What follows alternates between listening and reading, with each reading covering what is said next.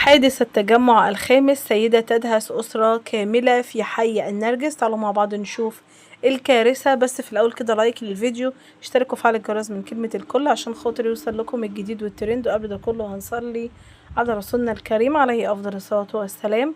تصدر فيديو حادث التجمع الخامس جميع منصات السوشيال ميديا ومواقع التواصل الاجتماعي، حيث شهد حي النرجس بمنطقة التجمع الخامس في القاهرة الجديدة اليوم الاثنين حادثا مأساويا، حيث دهست سيدة أسرة بسيارتها. وقد ظهر في فيديو حادث التجمع الخامس المتداول على منصات التواصل الاجتماعي، والذي التقطته إحدى كاميرات المراقبة في المنطقة أسرة تجلس في مساحة خضراء بالحي، وقامت سيارة كبيرة 4x4 بدهس الأسرة بدون توقف وكأنها متعاطى مخدرات.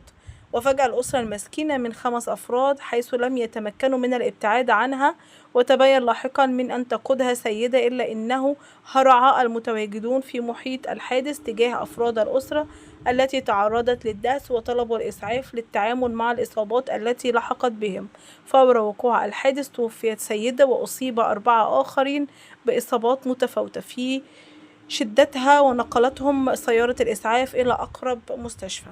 طبعا الحادثة دي تصدرت مواقع التواصل الاجتماعي. ربنا يرحم اللي ماتت ويشفي المصابين، اللهم امين.